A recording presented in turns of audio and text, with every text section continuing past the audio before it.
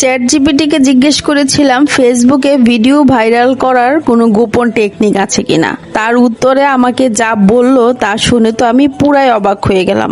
বর্তমানে সবাই তো সব কাজই চ্যাট জিপিটিকে জিজ্ঞেস করে তো ভাবলাম আমিও কেন পিছিয়ে পড়ে থাকবো, আমিও চেষ্টা করে দেখি, ওই মোতাবেকই আমি ফেসবুকে কাজ করতে থাকবো।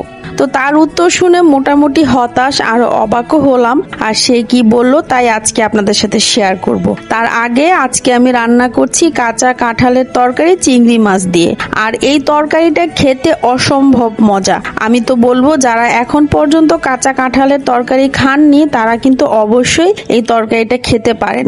চিংড়ি মাছ অথবা গরুর মাংস, মুরগির মাংস দিয়ে কিন্তু এই কাঁঠালের তরকারিটা খুবই মজা। আমি তো পুরো আস্ত একটা কাঁঠাল প্রসেস করে ফ্রিজে রেখে দিয়েছি, অনেক ধরনের রেসিপি করব।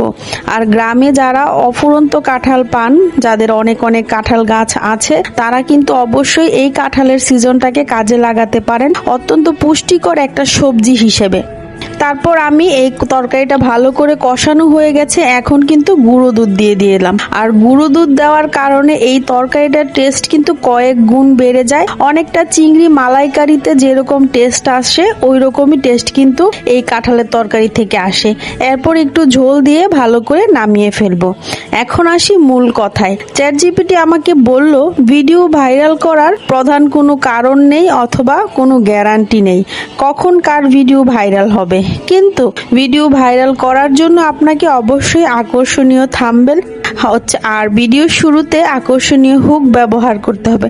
এটা তো আমরা সবাই জানি পুরান কথা, এটা নতুন করে চ্যাট জিপিটি আমাদেরকে আর কি বলবে। তাই আমি হতাশ হয়ে গেলাম তার কথা শুনে। আর অবশ্যই আপনারা কিন্তু কমেন্ট বক্সে জানিয়ে যাবেন আজকে আমার কাঁঠালের তরকারিটা কেমন হয়েছে। আজকে এখানে বিদায় নিব, সবাই ভালো থাকবেন, আল্লাহ হাফেজ।